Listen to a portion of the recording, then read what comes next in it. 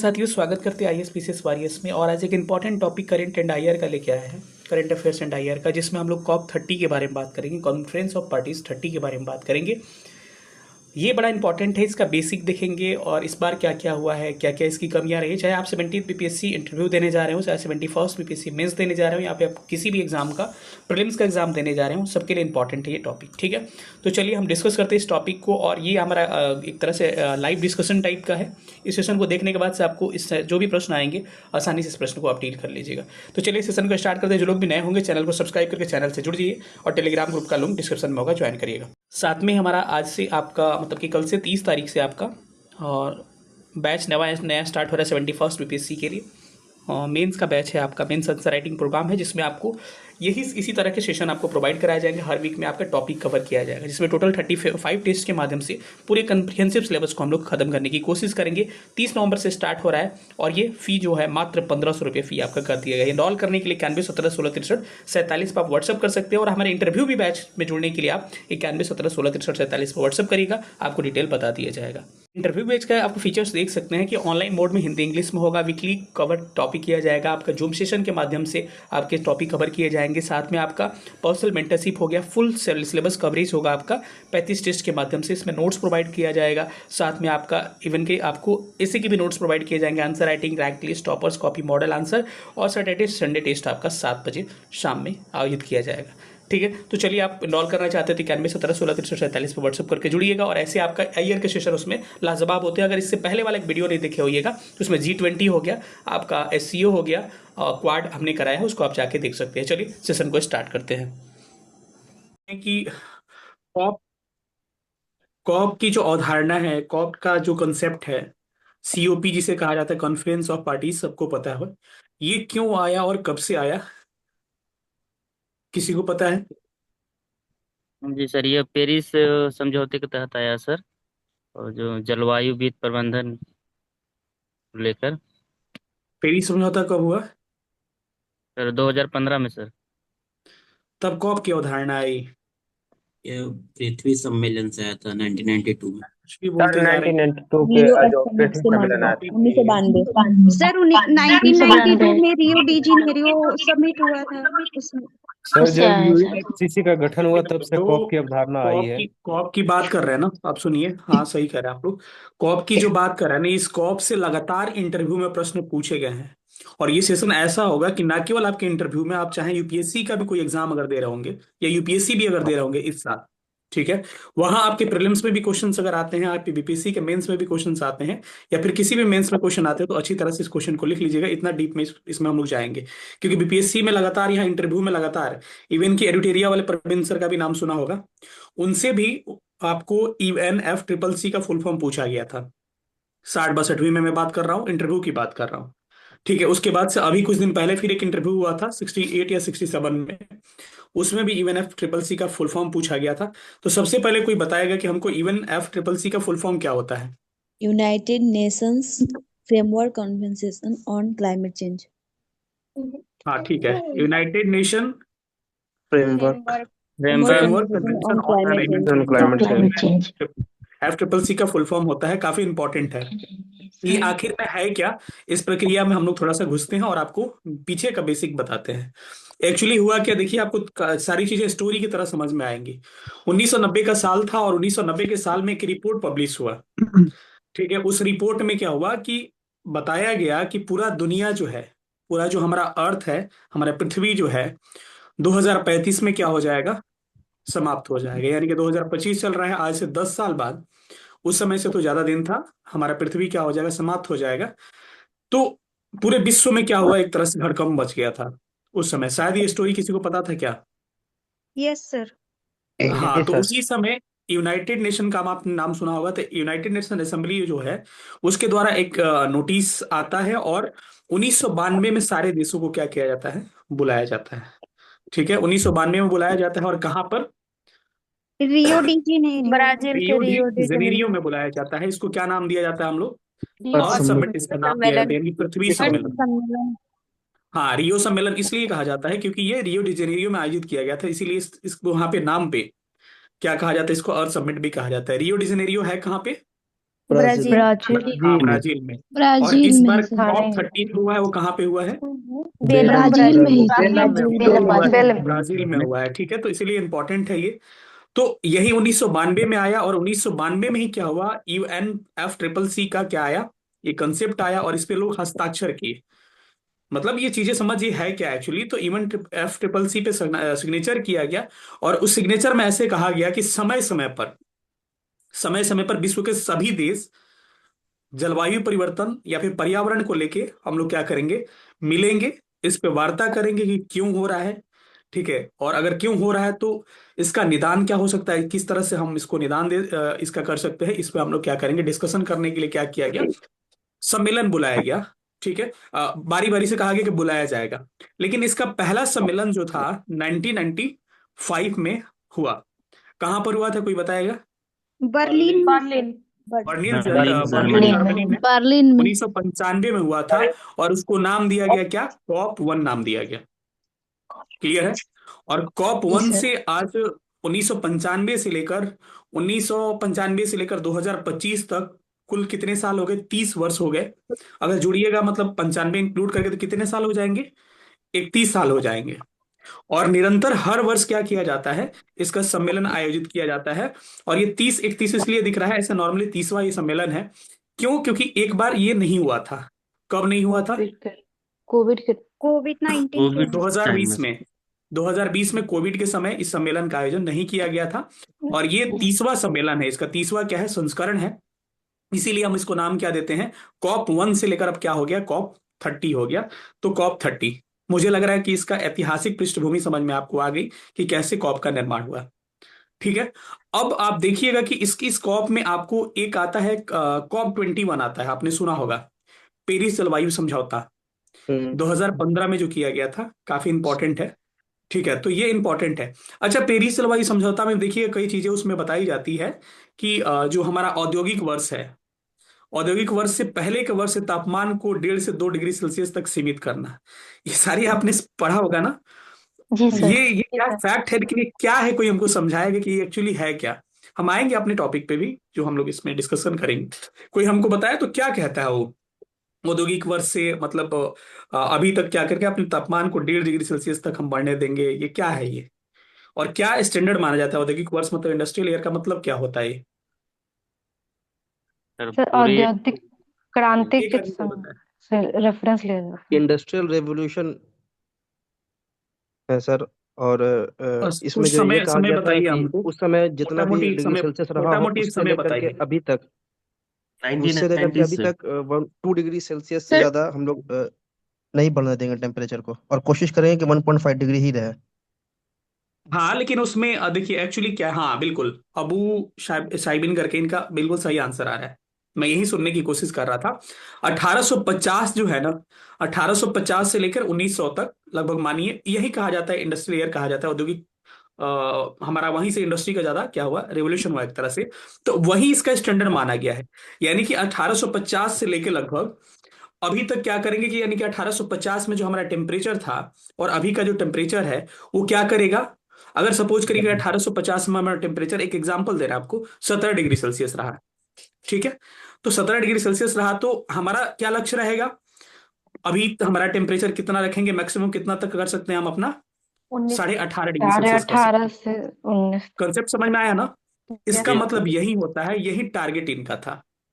ठीक है, लेकिन आप देखिएगा तो कुछ कुछ इसमें पॉइंट्स भी आते हैं, पॉइंट्स पे भी जिक्र करेंगे। तो कॉप का सबसे बड़ा ये 1.5 डिग्री सेल्सियस वाला एक इंपॉर्टेंट कंसेप्ट रहा। और बाकी तो 2030 तक बहुत सारे टारगेट रहे, लेकिन उसको अब बढ़ा दिया गया है। उसमें हम लोग आगे बात करेंगे, COP30 वाला इसको हम लोग इंक्लूड कर देंगे। अच्छा, हमको बताइएगा, 3 टॉपिक पे हम डिस्कशन करेंगे, आपसे पूछा भी जा सकता है। एक है आपका क्लाइमेट चेंज, जलवायु परिवर्तन। दूसरा है आपका ग्लोबल वार्मिंग, हिंदी में क्या कहेंगे, वैश्विक तापन। और तीसरा हमारा टॉपिक है क्या आपका, green house gas. Green house है, तीनों का संबंध एक दूसरे से है, तीनों का संबंध मतलब तीनों एक दूसरे से सबसे रिलेट है।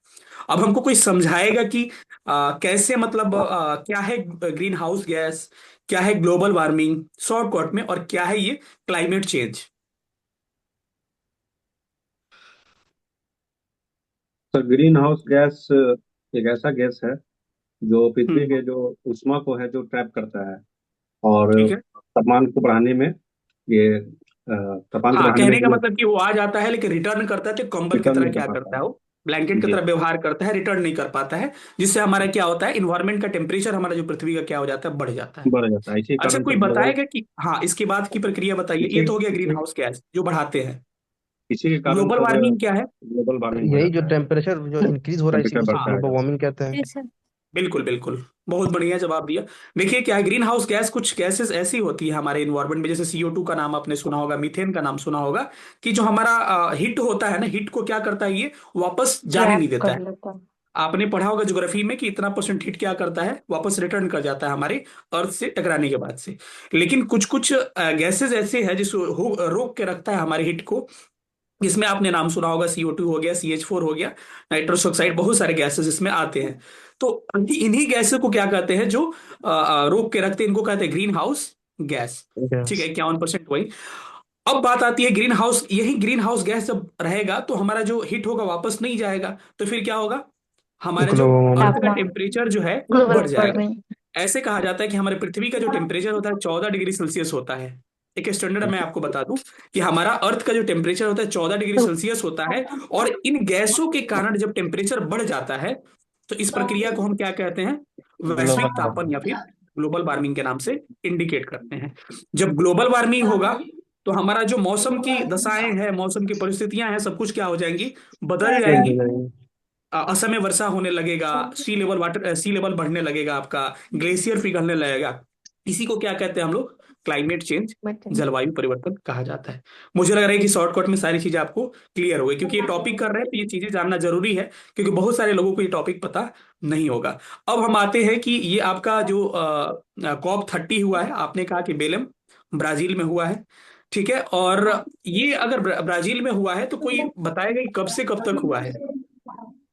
सर 10 से 21 नवंबर के बीच में हुआ है। गुड। 10 to 21 10 से नवंबर। लेकर 21 नवंबर, कहा जाता है 10 लगभग से 2 सप्ताह 21। जो ये सम्मेलन चला था।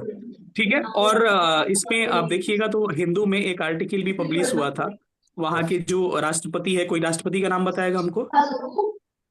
सिल्वा कुछ है। लीला हाँ, लूला डी लुलो डी सिल्वा। सिल्वा लुला करके डी ऐसे नाम सिल्वा। है। लूला डी सिल्वा। लुला डी सिल्वा। हाँ, डी सिल्वा है।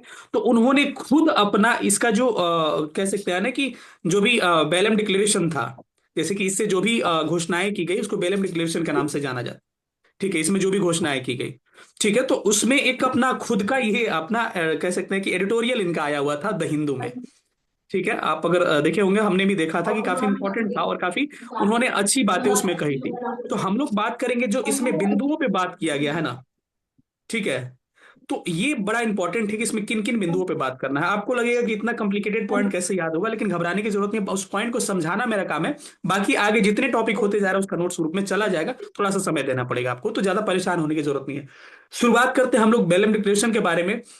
और सबसे पहले आप जानेंगे कि 10 से लेकर कब तक हुआ, 21 नवंबर तक हुआ, कहाँ पे हुआ, बेलम ब्राजील में हुआ था, और ये 30वां संस्करण था, इसीलिए हम लोग क्या कहते हैं, इसको COP30 के नाम से जानते हैं। तो चलिए एक एक टॉपिक को हम लोग करके यहाँ डिस्कशन करते हैं। पहला टॉपिक था ग्लोबल मोटेराओ एग्रीमेंट। मोटेराओ एग्रीमेंट बड़ा इंपॉर्टेंट है इसमें। अब कोई हमको बताएगा कि ग्लोबल मोटेराओ एग्रीमेंट क्या होता है। जैसे इसमें हम 10 पॉइंट पे बात करेंगे लगभग। तो पहला पॉइंट था ग्लोबल मोटेराओ एग्रीमेंट, तो ये क्या है? सर इसमें 4 चीजों पे बातें का की गई थी। मतलब ज्वाइंट एफर्ट है। नहीं, मैं इसका अर्थ नहीं पूछ रहा हूँ, इसमें क्या किया गया, इस सर मोटेराओ में क्या किया गया?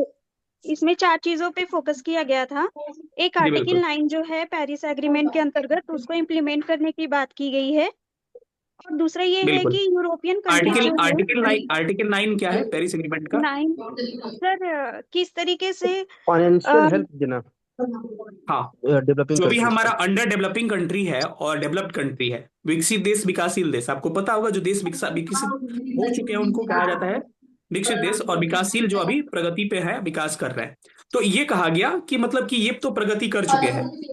जैसे कि भारत कहता है, चाहे कोई भी देश कहता है वहां पर, कि जो भी पहले देश जो है आपको मतलब कि कह सकते हैं कि मतलब डेवलप हो चुके हैं, ठीक है, डेवलप्ड है पूरा, वो तो अपना इस्तेमाल कर चुके हैं, और उनका किया हम लोग कौन भोग रहे हैं, हम लोग भोग रहे हैं। जो भी आपका विकासशील देश है, जो अभी अपने प्रगति पे है, वो लोग भुगत रहे हैं। उन्होंने एनर्जी को स्टार्ट किया, उन्होंने एसी चलाया, उन्होंने हर चीज किया, उन्होंने सर सबसे ज्यादा किसी का ग्लोबल आवाज आ वार्मिंग रहा किया। है। सर माइक का आवाज आ रहा है किसी का। किसका? एक मिनट देखते हैं किसका आवाज आ रहा है।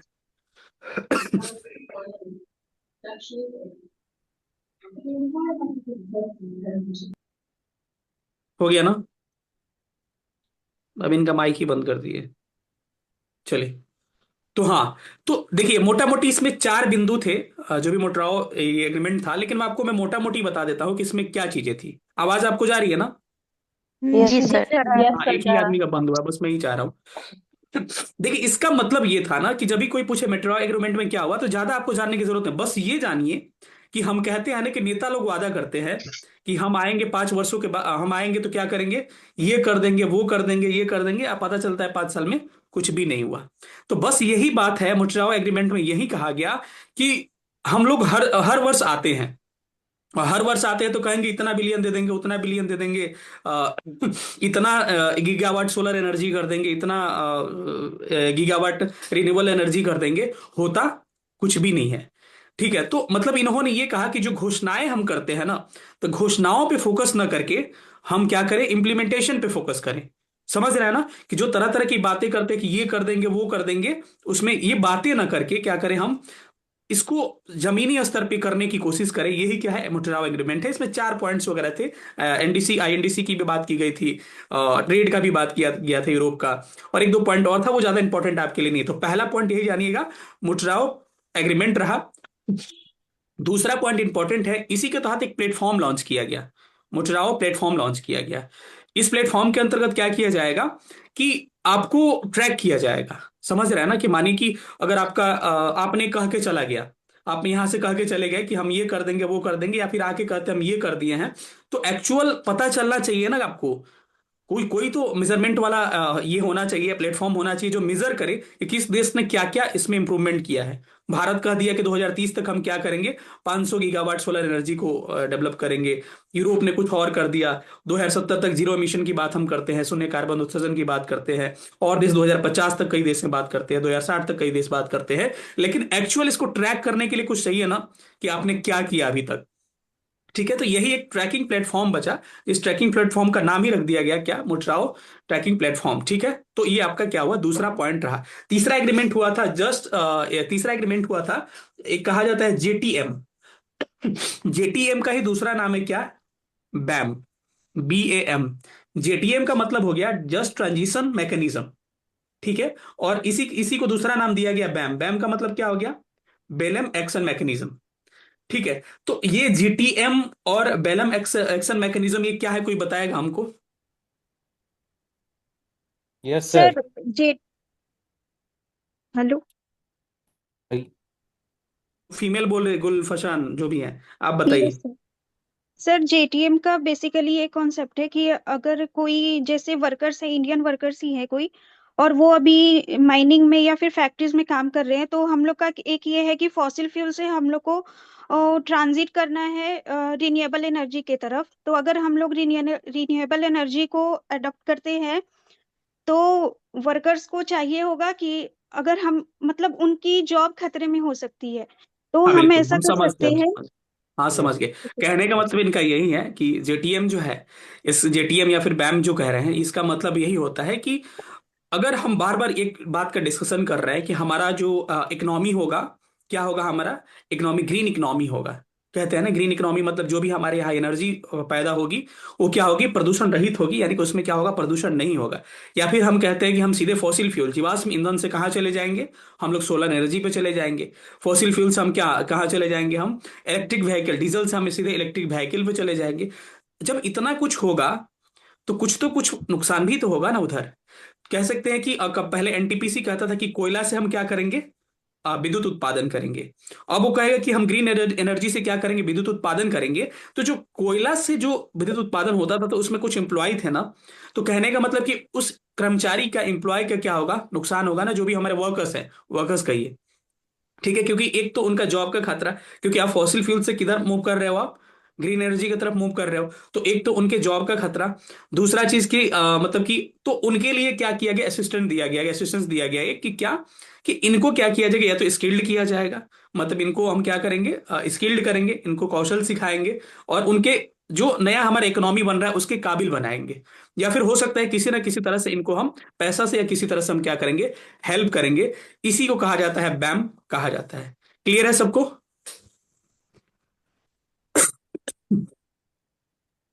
क्लियर है सबको ना? Yes sir.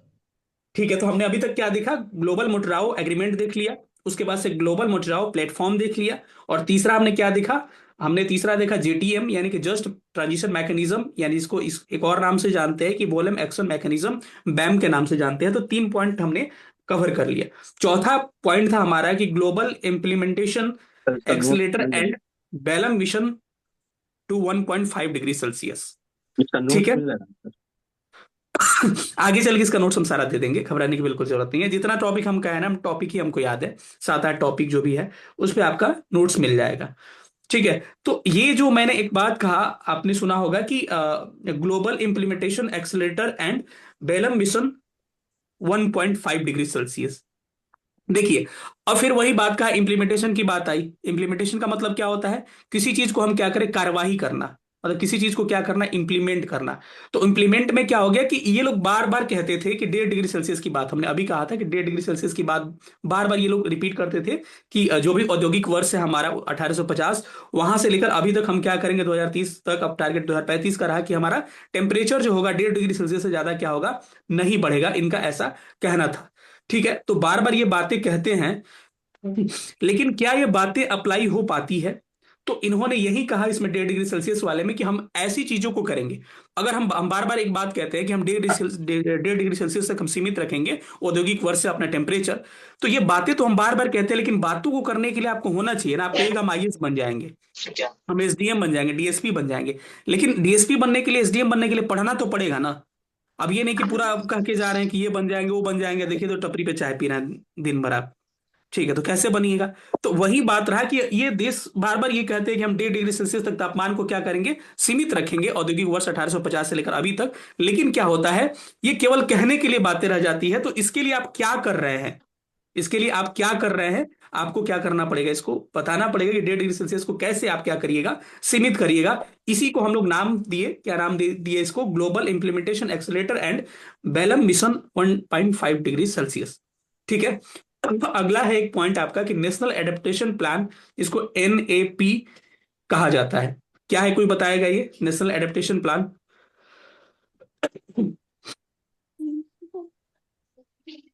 बताइए कोई।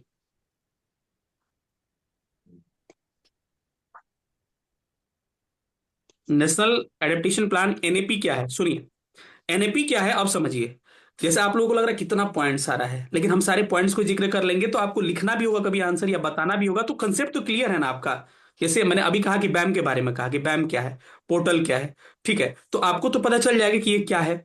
तो कभी पूछा जाएगा तो आराम से बता दीजिएगा, रटने वाली चीज नहीं है। बाकी इस पर हम लोग कंटेंट प्रोवाइड कर देंगे, थोड़ा सा समय लगेगा, ठीक है, लेकिन करेंगे। अब ये मैंने कहा इसकी जो क्या मैंने बात किया था कि हाँ एनएपी की बात किया था, एनएप की बात किया था। देखिए नैप क्या है, कि मैं बार बार कह रहा हूं कि नैप का मतलब हो गया एडेप्टेशन। कहने का मतलब कि कई बातें होती है ना, जैसे आप बाढ़ आता होगा, जैसे आप बिहार में भी देखिएगा तो फ्लड्स वगैरह आते रहते हैं। तो बाढ़ आता है तो एक तो हो गया कि हम पहले कहते हैं कि क्या करेंगे, बांध बनाएंगे, ये करेंगे, वो करेंगे, तलछटी साफ करेंगे, सब कुछ ठीक करेंगे। ठीक है, तो ये तो पहले की चीजें हो गई ना। और एक क्या होता है, बाढ़ आ गया तो एक तो पहले आप क्या कर सकते थे, ठीक कर सकते थे, लेकिन जब बाढ़ आ गया तब नहीं कर सकते हैं ना कि यार हमको बांध बना देंगे, ये कर दे, वो तो आ चुका है, समझ रहे हैं ना। तो एक प्री होता है, एक पास्ट होता है, एक ड्यूरिंग होता है। तो अभी फिलहाल जब आ चुका है, यानी क्लाइमेट चेंज जब हो चुका है, नैप क्या कहता है कि क्लाइमेट चेंज जब हो चुका है, यानी कि हम शुरू में क्या कहेंगे, ग्रीन हाउस गैस को क्या करेंगे, उत्सर्जन को हम कम करेंगे। ये सब कोई कहता है कि कार्बन डाइऑक्साइड कम उत्पन्न हो, हम कम बाइक चलाएं, हम कम गाड़ी चलाएं, इंडस्ट्री में कम क्या हो, एमिशन हो, उसके बाद से आपका फॉसिल फ्यूल्स का कम इस्तेमाल हो। ये बहुत सारी चीजें कहने की हैं, लेकिन जब ये चीजें हो चुकी है और क्लाइमेट चेंज का असर जब दिख रहा है, तब तो ये क्या हो गया, तब तो ये किसी काम का नहीं है।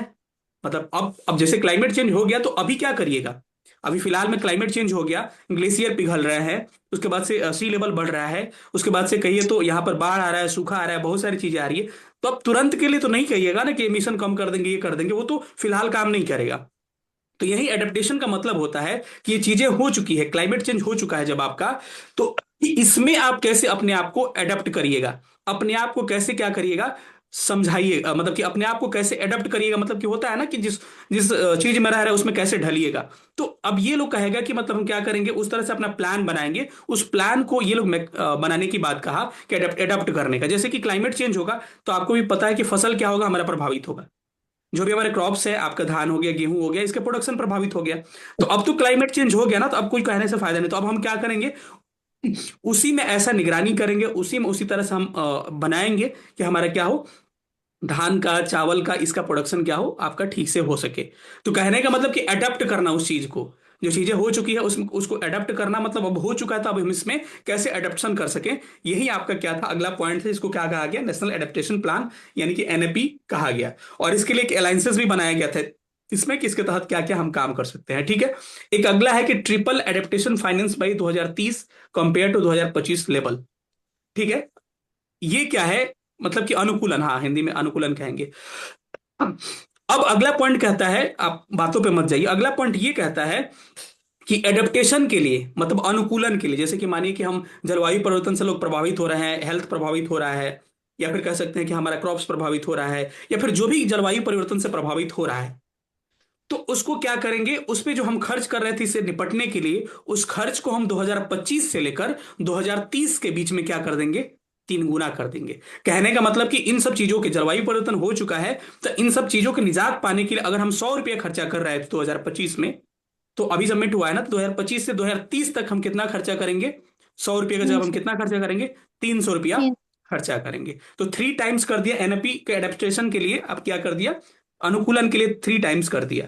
ठीक है, अगला पॉइंट जानिएगा, तो अगला पॉइंट बड़ा इंपॉर्टेंट है, जिसमें आपको कहा गया है कि Belem health action, Belem health action plan के तहत बात किया गया है कि हमारा हेल्थ सेक्टर भी तो प्रभावित होगा ना। जब क्लाइमेट चेंज होगा, हमारा क्या आएगा, बारिश, मतलब कि बेसमय बारिश होगा, सी लेवल बढ़ेगा, मच्छर आएंगे, डायरिया होगा, तरह तरह की चीजें होंगे, तो उसमें हेल्थ एडेप्टेशन की भी बात कहा गया है कि हेल्थ को क्या करेंगे, ध्यान देंगे, और हेल्थ पे हम क्या करेंगे, एक्स्ट्रा खर्च कर सकते हैं, ताकि क्या हो, हमको एक तरह से चीजें, मतलब कि समझ में चीजें आ जाएं और हमारा हेल्थ क्या हो, बच जाए, क्योंकि जब हो चुका है तो अब उसी में बचाव करना है आपको। और एक अगला पॉइंट था आपका जिसमें tropical forest forever facility, TFFF, TFFF की बात की गई, तो बड़ा इंपॉर्टेंट है ये क्या है, किसी को पता है? Yes sir. TFFF क्या है? ब्राजील के द्वारा घोषणा किया गया है अमेजन रेन फॉरेस्ट को कंजर्व करने के लिए। ट्रॉपिकल फॉरेस्ट को सर बेसिकली ये परफॉर्म्ड बेस्ड इंसेंटिव है, जहाँ पे जिस जिस जगह पे अगर ट्रॉपिकल फॉरेस्ट है तो सैटेलाइट के थ्रू हम लोग मॉनिटरिंग करेंगे और हम देखेंगे कि वो अगर प्रोटेक्ट कर रहे हैं ट्रॉपिकल फॉरेस्ट को तो उनको इंसेंटिव दिया जाएगा एक तरीके से। बिल्कुल, इसका मतलब यही हुआ कि अगर हमारे पास जैसे कि यहाँ घोषणा किया गया ब्राजील में कि इसके लिए हम क्या करेंगे कि आपको हम बोलेंगे कि अगर आप किसी एरिया के फॉरेस्ट को अगर आप मतलब कि क्या करें, प्रोटेक्ट कर रहे हैं, मतलब सपोज करिए कि हमारे यहाँ, सपोज करिए पटना में मान के चलते हैं, ठीक है, यही एग्जांपल लेते हैं कि पटना में 10 हेक्टेयर में क्या है, हमारा क्या है यहाँ पर फॉरेस्ट है, ट्रॉपिकल फॉरेस्ट है, उष्णकटिबंधीय जिसे वन कहा जाता है। ठीक है, तो ये है तो अब कहा जाएगा वहां से कि अगर आपके पास 10 हेक्टेयर है, भारत सरकार कहता है कि हमारे पास क्या है, 10 हेक्टेयर है, तो अगर इस 10 हेक्टेयर को अगले साल भी देखा जाएगा, इसका मॉनिटरिंग किया जाएगा, क्या ये 10 हेक्टेयर है कि 9 हेक्टेयर हो चुका है। ठीक है, फिर अगले साल देखा जाएगा कि क्या ये 10 हेक्टेयर है कि 9 हेक्टेयर हो चुका है, क्या इसमें कमी हो रही है कि उतना ही बना, सैटेलाइट सर्वे के माध्यम से ये किया जाएगा। अगर आपका उतना ही कंसिस्टेंट आपका बना रह गया forest area, tropical forest area अगर उस क्षेत्र का, तो उस क्षेत्र के लिए आपको क्या दिया जाएगा, स्पेशल आपको पैकेज दिया जाएगा। अब इससे फायदा क्या होगा, एक क्या होगा आपका, एक तो क्लाइमेट चेंज में भी सुधार होगा और साथ में जो देश होंगे उनको भी क्या होगा, फायदा होगा। ठीक है, अगला पॉइंट हमारा जो है बेलम 4X एक प्लान है, या 4 टाइम्स कह सकते हैं, बेलम 4X ये क्या है? संधारणी ईंधनों को 4 गुना बढ़ा। हाँ, जो भी हमारा संधारणीय चीजें हैं, मतलब कह सकते हैं फॉसिल फ्यूल्स या फिर जो भी हमारा उस चीज से उससे हट के हम क्या करेंगे, हाँ जो भी हमारा ग्रीन चीजें हैं उस पर क्या करेंगे, हम खर्च करेंगे, 4 गुना बढ़ा देंगे। ठीक है, इसमें साथ एक और पॉइंट पे फोकस किया गया कि हंगर पॉवर्टी पे भी बात किया गया। Hunger poverty and central climate action, मतलब कि जो हमारा गरीबी होगा, अगर क्लाइमेट चेंज से, अगर गरीबी हमारा क्लाइमेट चेंज से कह सकते हैं कि हमारा कोई गरीब कोई हो रहा है, या फिर कह सकते हैं कि भूखा मर रहा है, तो हम ऐसे क्लाइमेट चेंज को दूर करने की कोशिश नहीं करेंगे। अब कहेंगे लोग कि क्या क्लाइमेट चेंज ऐसा करिए कि यूरिया बंद कर दीजिए, ये कर दीजिए, वो कर दीजिए, तो ऐसा भी तो हो सकता है ना कि हमारा प्रोडक्शन कम हो जाएगा। जब प्रोडक्शन कम होगा तो क्या हो जाएगा, लोग भूखे भी मर सकते हैं। तो मतलब उन्होंने कहा कि क्लाइमेट चेंज आपका को रोकना है, लेकिन इनको रोकते हुए ये भी ध्यान रखना है कि लोगों में मतलब कि भूखमरी ना आए। ठीक है, इसके एक्शन में भूखमरी लोगों में ना आए, लोग क्या हो, गरीब ज्यादा ना हो जाएं, या फिर क्या हो, जलवायु परिवर्तन के जो लक्षण है ज्यादा, मतलब इस तरह से क्या किया गया, सेंटर्ड किया गया। ठीक है, और एक लास्ट है जो जेंडर पे बात किया गया, कि ये कहता है, लास्ट पॉइंट कहता है कि जेंडर जो गैप है, ये कहता है कि क्लाइमेट चेंज से जेंडर गैप बढ़ रहा है। कैसे बढ़ रहा है, कोई बताएगा हमको? जलवायु परिवर्तन से कहा गया सबसे ज्यादा महिलाएं प्रभावित हो रही हैं, ऐसा कहा गया, कैसे? सर जैसे वाटर स्कैर्सिटी होता है तो वुमेन को ज्यादा डिस्टेंस तक और ज्यादा टाइम तक ट्रैवल करना पड़ता है वाटर लाने के लिए। हाँ चलिए, एक एक एक बिंदु हो गया। और सर और भी क्लाइमेट कुछ बताइए। के डिस्प्लेसमेंट भी वल्नरेबल कम्युनिटीज का ज्यादा होता है, वुमेन का, चिल्ड्रन का। हाँ देखिए, सिंपल सी बात यही है कि क्लाइमेट चेंज जब होगा ना, तो जो भी चीजें होगी क्लाइमेट चेंज की वजह से, जैसे जो भी चीजें होगी, कहने का मतलब क्या होगा, या तो उनका एजुकेशन प्रभावित होगा, तो तो सर रोजगार एजुकेशन, भी प्रभावित होगा। हाँ रोजगार होगा, प्रवासन होगा, इनका कहने का मतलब कि हाँ। माइग्रेशन होगा। तो माइग्रेशन होगा तो इसमें भी सबसे ज्यादा, जैसे कि शिक्षा प्रभावित होगा। तो क्लाइमेट चेंज की वजह से अगर एजुकेशन नहीं ले पाएंगी, तो सबसे ज्यादा कौन नहीं ले पाएंगी? महिला। लड़कियां, महिलाएं नहीं ले पाएंगी। महिला। ठीक है, अगर क्लाइमेट चेंज होगा और लोग यहां से उठ के वहां जाएंगे, तो सबसे ज्यादा कौन प्रभावित होगा इससे?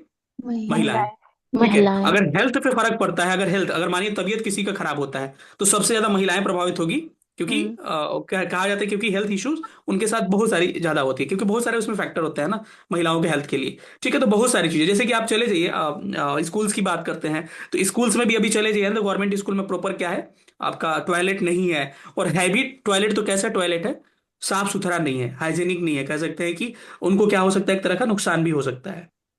ठीक है, तो ये बातें कही गई। और इसमें अच्छा, भारत की तरफ से क्या किया है, चलिए ये तो सारा क्या हो गया, हमारा पॉइंट्स हो गया, जिसमें हम लोग बात करेंगे इसमें क्या क्या बातें की गई। एक बार शॉर्टकट में हम बोल दे रहे हैं सारी चीजें। सबसे पहले मैंने क्या कहा, ग्लोबल मुद्रा एग्रीमेंट की बात कहा। आपको पता है इसमें हमने क्या कहा, कि इसमें चीजों को कहने से ज्यादा हम किस में फोकस करेंगे, करने पे फोकस करेंगे। ठीक है, जस्ट इसके आगे आइएगा तो ग्लोबल मुद्रा क्या हो जाएगा, प्लेटफॉर्म हो जाएगा। प्लेटफॉर्म में क्या होता है प्लेटफॉर्म।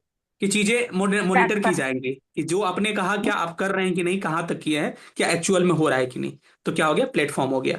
तीसरा जो मैंने कहा क्या हो जाएगा, जस्ट जेटीएस जेटीएम की बात कहा, जस्ट ट्रांजिशन मैकेनिज्म, या फिर बैम की बात कहा, बैलम एक्शन मैकेनिज्म। इसमें क्या होगा, अगर हमारी इकोनॉमी फॉसिल से क्या हो रही है, नॉन फॉसिल की तरफ जा रही है, या ग्रीन एनर्जी की तरफ जा रही है, तो जो भी उसके वर्कर्स है उनको क्या होगा, एक तरह से असिस्टेंस कहें, अगर चाहे आपका स्किल्ड करके असिस्टेंस करें, या फिर पैसा से, जैसे जैसे भी क्या करें असिस्टेंस देना, इसका क्या होगा, ये होगा। अगला क्या हमारा, ग्लोबल इंप्लीमेंटेशन एक्सलेटर, जिसमें क्या कहा मैंने, 1.5 डिग्री सेल्सियस की बात कहा, कि चीजों को 1.5 डिग्री सेल्सियस की बात करते हैं, लेकिन कैसे कम करिएगा, आपको क्या करना पड़ेगा, बताना पड़ेगा। अगला हमने कहा कि नैप की बात किया, नेशनल एडेप्टेशन प्लान की बात कहा, कि हम क्या करेंगे जब हो चुका है, तो उसमें हम क्या करेंगे, उसको अडेप्ट करेंगे। ठीक है, चलिए अगला क्या है, triple adaptation finance by 2030 compare to 2025। इसमें कहा कि 2025 से लेकर 2030 के बीच में हम क्या करेंगे, एडेप्टेशन पे 3 गुना क्या करेंगे, अपने खर्च को बढ़ा देंगे। और अगला क्या था, अगला आपका था हेल्थ एक्शन की बात कहा मैंने, ग्लोबल कह सकते हैं जीजीए की बात कहा, कि ग्लोबल कोल एडेप्टेशन जो है उसमें आता है हेल्थ एक्शन। तो हेल्थ एक्शन में हेल्थ पे क्या करेंगे, हम एक्स्ट्रा खर्च करेंगे। उसका अगला पॉइंट क्या था, tropical forest forever facility, TFF। Triple F. ठीक है, इसमें क्या है कि जो भी हमारा कह सकते हैं ट्रॉपिकल फॉरेस्ट उष्णकटिबंधीय वन है, उनको रिजर्व कंजर्व करने के लिए क्या किया गया, एक फंड की बात किया जाएगा, पैसा दिया जाएगा और आप कंजर्व करते हैं। तो इसका अगला क्या था, बेलम फोर्ट की बात कहा। हाँ, इसमें क्या है कि वही आपका कि ऐसे हम लोग क्या करेंगे, इसका डिक्लेरेशन देंगे। इसमें 3-4 डिक्लेरेशन की बात की गई थी, इसमें हैंगर क्या हो, पॉवर्टी ना आए, मतलब कि ऐसे कंट्रोल करेंगे। अच्छा ठीक है, देख रहे हैं, ज्यादा बोलेगा तो उनका भी बंद कर देंगे। और अगला क्या था, जेंडर गैप की बात की, कि बेलम जेंडर एक्शन प्लान की बात कहा, कि इसमें क्या होगा कि अगर हमारा महिला। ये होता है तो सबसे ज्यादा क्या होती है, महिलाएं प्रभावित होती है। अच्छा, भारत की तरफ से क्या कहा गया, ये तो हो गई। चलिए हमारा पूरा COP30 में क्या क्या चीजें हुई, भारत की तरफ से क्या कहा गया, कोई हमको बताए। यस सर, भारत ने प्रमुख बिंदु यह उठाया है कि भारत ने विकासशील देशों के लिए क्लाइमेट जस्टिस का बात उठाया भारत ने। उसके बाद भारत ने बिल्कुल सर। जस्ट ट्रांजिशन मैकेनिज्म को भी बहुत ज्यादा तरजीह दी है, क्योंकि इसके चलते बिग डिवाइड देखा गया। जितने भी लाइट माइंडेड कंट्री थे और भारत ने इस पर पुरजोर विरोध किया इनका, कि अगर हाँ बिल्कुल। एकाएक अगर इसे लाया जाएगा तो भारत जैसे देश को आर्थिक नुकसान बहुत ज्यादा है। और तीसरा सबसे मेन मुख्य बिंदु भारत का ये था कि भारत ने क्लाइमेट चेंज की वजह से जो ये COP30 के अंदर जो भी अपनाया जा रहा है उससे ट्रेड डिस्टर्ब नहीं होना चाहिए। जिस तरह से ये यूरोपियन कंट्री आपका CBAM को लागू करते हैं, उससे विकासशील देशों को बहुत ज्यादा आर्थिक नुकसान होता है। इन तीन चीजों पर भारत का बहुत ज्यादा फोकस रहा इस बार। हाँ बिल्कुल, देखिए भारत ये कहता है, एक जस्टिस की बात कहा है भारत ने, जस्टिस न्याय की बात ये कहा है कि सब लोग कहते हैं, जैसे अमेरिका का भी आपने नाम सुना होगा। अमेरिका पहले क्या कहता था, इतना बिलियन डॉलर दे देंगे, इतना बिलियन दे देंगे, और क्या किया लास्ट में, छोड़ घट के गया छोड़ के चला ऐसे गया। छोड़ दी। तो कितना बिलियन दिया, समझ में आ गया ना। तो ये कह रहे हैं कि जो भी हमारा डेवलप्ड कंट्री है, जो भी हमारा विकसित देश हो चुके हैं, वो केवल बात करते हैं कि इतना दे देंगे उतना दे देंगे, लेकिन वो अप्लाई नहीं हो पाता है। तो एक तो उन्होंने बात कहा कि जो पैसा देना है उस पर आपको क्या करना पड़ेगा, फोकस करना पड़ेगा। ठीक है, तो उन्होंने ये भी बात कहा था कि 1.3 ट्रिलियन डॉलर की बात कहा था। उधर का कितना, 100 बिलियन डॉलर ही लोग नहीं दे पा रहे हैं अभी। वह बातें 100 बिलियन डॉलर की हुई है, उतना लोग नहीं दे पा रहे हैं। और यहाँ भारत ने मांग किया कि 1.3 ट्रिलियन डॉलर हमको चाहिए, क्योंकि आप पहले, जैसे वो कहते हैं कि आप ये कर रहे हैं, हम आपको क्यों दें। उनका पहले कहना था, बाद में तो सहमति बनी, लेकिन हम आपको क्यों दें। तो आपको क्यों दे, मतलब भारत क्या कहता है, भारत एक ही वर्ड यूज किया है कि climate finance as a legal obligation. ठीक है, ये कोई चैरिटी नहीं है, हम आपसे भीख नहीं मांग रहे हैं। भारत कह रहा है कि हम आपसे कोई भीख नहीं मांग रहे हैं, बल्कि क्या है, हमारा ये लीगल राइट है हमारा। क्योंकि आपने पहले क्या किया है, पूरा विश्व को क्या किया है, जलवायु परिवर्तन के मतलब कि ट्रैप में फंसाया है। तो इसको निकलने के लिए आपको ये लीगल हमारा क्या अधिकार है हमारा। ठीक है, तो आपको देना पड़ेगा, ये कोई भीख नहीं है कि हम आपसे पैसा मांग रहे हैं कि इतना बिलियन डॉलर इतना ट्रिलियन डॉलर दे दिए, क्या करेंगे हम जलवायु परिवर्तन में, हम रक्षा करने में अपना हेल्प मतलब करेंगे। ठीक है, दूसरा चीज ये भी बात रहा कि एक, देखिए एक तो होता है कि मतलब कि पहले फाइनेंस की बात की गई थी, आप कह सकते हैं फाइनेंशियल असिस्टेंस की बात की गई थी। साथ ही जलवायु परिवर्तन में, और देखिए विकसित देशों विकासशील देशों से क्या क्या मतलब एक्सपेक्टेशन किया गया है, कहा गया है कि जो भी विकसित देश है, समझ गया जी, विकसित मतलब कि डेवलप्ड हो चुके हैं, उन वो विकासशील देश को क्या करेंगे, अंडर डेवलपिंग कंट्री को क्या करेंगे, पैसा पैसे देंगे, देंगे। फाइनेंशियल असिस्टेंस देंगे, और दूसरा क्या करेंगे, तकनीकी हस्तांतरण करेंगे। तकनीकी हस्तांतरण टेक्नोलॉजी जो उनका, जैसे कहने का मतलब कि अगर अपने वहां क्या कर रहे हैं, वो सोलर एनर्जी में कुछ ऐसा टेक्नोलॉजी उनके पास है जिससे क्या करते हैं, सोलर एनर्जी को बढ़ावा मिल रहा है, या ईवी व्हीकल बन रहा है, ईवी बन रहा है, आपको कुछ भी बन रहा है ग्रीन एनर्जी को लेके, तो वो क्या करेंगे, भारत को देंगे, तभी तो हम अपने यहाँ अप्लाई कर पाएंगे। तो तकनीकी हस्तांतरण फ्री में बात की गई थी। तो ये दो महत्वपूर्ण बिंदु है कि जो भी हमारा डेवलप्ड कंट्री है उन पर दो भार दिया गया था। पहला क्या, कि आपको क्या करेंगे, फाइनेंशियल असिस्टेंस, यानी कि पैसे से क्या करना होगा, इन देशों को मदद करना पड़ेगा आपको। ठीक है, क्योंकि अफ्रीकन कंट्री देख ली कितना बुरा स्थिति है वहां पर, और क्लाइमेट चेंज की वजह से वो भी काफी प्रभावित रहते हैं। चाहे आप जो भी हमारा कह सकते हैं कि जो भी आइलैंड्स वगैरह है, आप देख सकते हो वहाँ क्या स्थिति है, तो सबसे ज्यादा वही प्रभावित होते हैं। तो उन्होंने कहा कि पैसा तो देना ही है, साथ में आपको क्या करना है, अपनी तकनीकी को भी क्या करना होगा, हस्तांतरण करना होगा, और तकनीकी क्या करेंगे, ये सीखेंगे। तो यही कहते हैं, भारत का कहना है कि ये चीजें केवल क्या करी, कही जा रही है। और इसमें भी कहा गया ना, मतलब कि इस बार भी कहा गया कि केवल कहा गया, कुछ देने पे कहा, मतलब कुछ देने पे फोकस ही नहीं हुआ, केवल कहा गया, कुछ हुआ नहीं। अरे वही ब्राजील है जहां पर क्या हुआ था, पहला हमारा पृथ्वी सम्मेलन हुआ था, और यहीं पे क्या हुआ, हमारा COP30 हो पाया। अच्छा बताइए, तो इसकी क्या नाकामियां रही, COP30 की क्या क्या नाकामियां रही, क्योंकि हो सकता है आंसर में भी आ जाए या पूछा भी जा सकता है आपसे। सर फॉसिल फ्यूल जलवायु फेज आउट फॉसिल की बात फ्यूल नहीं को की गई किस इसमें। तरह खत्म किया जाएगा, इस पे बात बताइए, नहीं बन पाई है। हाँ बताइए क्या कह रहे थे। जीवाश्म ईंधन फॉसिल को फ्यूल के चरणबद्ध यूजेस को किस समाप्ति पर तरह कोई खत्म समझौता किया नहीं जाएगा, हुआ इस पे है। बात नहीं बन हाँ पाई। चलिए, मैं रिपीट भी करता चलूं। इसमें क्या कहा गया कि हम कितने वर्षों से कह रहे थे ना कि जीवाश्म ईंधन यानी फॉसिल फ्यूल्स को हम क्या करेंगे, 2050 तक घटा के इतना कर देंगे, 2030 तक घटा के इतना कर देंगे, लेकिन इस पे कोई सहमति नहीं बन पाई कि इसको हम खत्म करना है हमको। ठीक है, तो ये पहला नाकामी रहा कि फॉसिल फ्यूल्स यानी कि हमारा जो भी जीवाश्म ईंधन है उसको खत्म करने पे कोई हमारा क्या लास्ट में कोई मतलब सहमति लास्ट में नहीं बन पाई। चलिए एक पॉइंट, दूसरा point, loss and damage fund पे भी कोई इस्टेब्लिशमेंट पे कोई हाँ वही अच्छा कह वो नहीं सकते हैं किया कि गया। फंडिंग पे या फिर पैसा देने पे इस तरह का कोई ऐसा मतलब प्रावधान नहीं किया है कि देना ही है, या फिर इस तरह से कुछ नहीं कहा गया। एक कोई हमको NDC कह रहे हैं, क्या लिखे हैं, रुकिए हम पढ़ते हैं, आप ही से NDC हम क्वेश्चन पूछेंगे। Delays in NDC submission and ambition gap, हाँ बिल्कुल। अच्छा, आपने जिक्र किया है तो इसमें हम डिस्कस कर ही लेते हैं। एक आईएनडीसी एक होता है, ठीक है, इंग्लिश ही याद रखिए, ज्यादा सही होगा। आईएनडीसी का फुल फॉर्म कोई बताया था हमको पहले, क्योंकि इन्होंने जिक्र किया तो हम इन्हीं से पूछ ले रहे हैं। चलिए बताइए, कोई बताइए सर आईएनडीसी का फुल फॉर्म क्या होता है। नेशनली डिटरमिन्ड कंट्रीब्यूशन, हर एक कंट्री को अपने एक वॉलेंट्री हम फंडिंग दे सकते हैं क्लाइमेट चेंज के इफेक्ट को रोकने के लिए। हाँ, बिल्कुल। एनडीसी का है तो क्या हो जाएगा, नेशनली डिटरमाइंड कंट्रीब्यूशन हो गया, और आईएनडीसी का है तो क्या हो जाएगा, इंटेंडेड नेशनली डिटरमाइंड कंट्रीब्यूशन हो जाता है। इसमें क्या किया जाता है कि आपको मतलब कि हम क्या, मेरा प्लान है, उसको क्या किया था, मेरा लक्ष्य क्या है, उसको दिखाया जाता है कि इतना तक हम ये कर देंगे, उतना तक ये कर देंगे। इसको क्या कहता है, आईएनडीसी एक लक्ष्य कहा जाता है। ठीक है, तो ये कहा कि आईएनडीसी तो घोषणा किया जा रहा है, लेकिन आईएनडीसी घोषणा को सही रूप से पालन नहीं किया जा रहा है। जैसे आपने देखा कि इतना गीगावाट तक हम इतना बढ़ा के कर देंगे, क्या हुआ, क्या नहीं हो पा रहा है उतना। ठीक है, तो हद तक लक्ष्य को प्राप्त किया, 2070 तक जीरो इमिशन की बात भारत ने भी कहा है। क्या लग रहा है कि 2070 तक जीरो इमिशन हो जाएगा? वर्तमान परिदृश्य को देखते हुए हमको तो नहीं लग रहा है कि 2070 तक क्या हो जाएगा, शून्य कार्बन उत्सर्जन की बात जो चल रही है वो मतलब हो पाएगा, हमें ऐसा नहीं लग रहा है। ठीक है, तो देखिए यही टॉपिक रहा। मुझे लग रहा है कि देखिए कंसेप्ट ज्यादा जरूरी है रेफरेंस से ज्यादा। तो अगर इससे कुछ क्वेश्चन पूछे जाते हैं तो आपको चाहे प्रीलिम्स का है, चाहे मेंस का है, चाहे इंटरव्यू का है।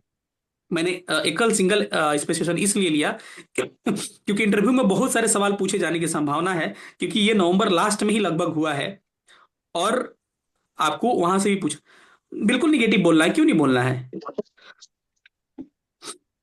केवल सम्मेलन करने से, केवल कॉन्फ्रेंस करने से चीजें थोड़ी हो जाती है, उसको इम्प्लीमेंट भी तो करना होगा ना।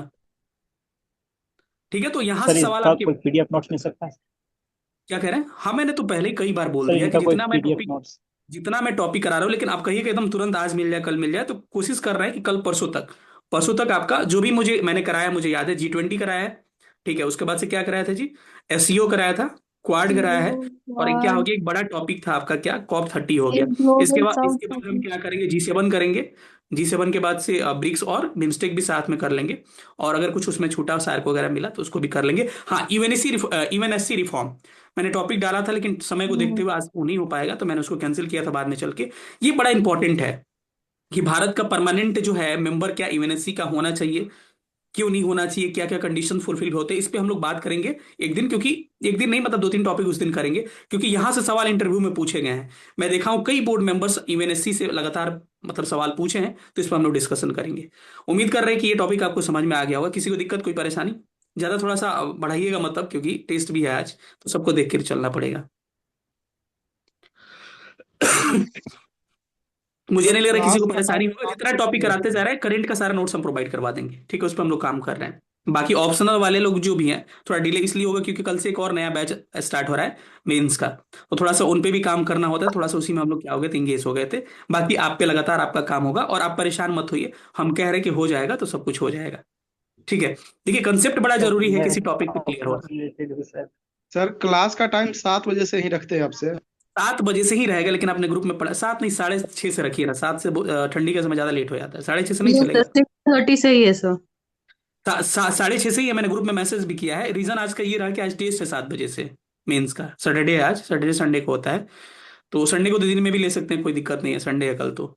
और बाकी एक रिकॉर्डिंग भी ऑप्शन है, अगर बाई चांस शुरू में कुछ छूट जाए तो एक दिन के लिए मैं बस सैटरडे के लिए कह रहा हूँ कि सैटरडे तक मैनेज करिए। बाकी 6:30 से पहले क्लास नहीं होगा कोई भी, ठीक हो, क्योंकि लास्ट में अगर चले गया और कुछ लगा कि इमरजेंसी टाइप का सेशन हमको 2-3 लेना पड़ गया, तो उसमें हो सकता है 3 में चला जाए, रिकॉर्डिंग चला जाए, मतलब इमरजेंसी की मैं बात कर रहा हूँ, जो कि मतलब कि पॉसिबिलिटी नहीं बनती है वैसी। मैं एक बात कह रहा हूँ क्योंकि रिकॉर्डिंग हमारे पास ऑप्शंस होते हैं, तो इसीलिए मैं कह रहा हूँ, लेकिन मेरी भरसक में कोशिश रहेगी सारे सेशन आपको 6:30 में ही होगा, एक मान के चलिए बस। हाँ, लेकिन ये मैसेज नहीं करना है क्या सर आज क्लास है क्या, नहीं, जो क्लास होगा तो मैसेज ग्रुप में चला जाएगा, बस ग्रुप को फॉलो करते रहिए। सर एक रिक्वेस्ट है, कल अगर सेकंड हाफ में क्लास होता, क्योंकि कल ईपीएफओ का पेपर है सर फर्स्ट हाफ कल में। शायद क्लास नहीं होगा। अच्छा, ओके ओके। ठीक है, इसी को देखते हुए हमने कई लोगों ने बोला है, मैसेज किया है पर्सनल, कि कल वाला था थोड़ा सा मैनेज करिए, क्योंकि पीएफओ का पेपर है बहुत लोगों का, तो इसीलिए मैं कल वाला देखेंगे, वैसा होगा तो मंडे को कोई बड़ा कर देंगे या फिर कुछ, क्योंकि सब चीज को ध्यान में रखते हुए लेके चलना पड़ता है। ठीक है, चलिए इस सेशन को खत्म करते हैं, क्योंकि 6:55 से पेपर भी जाएगा ग्रुप में। हाँ, रिकॉर्डिंग हो गया है। चलिए ठीक है, थैंक यू। थोड़ा सा यहीं पे खत्म करते हैं, आज वाला थोड़ा सेशन थोड़ा फास्ट हो जाएगा। ठीक है, थैंक यू।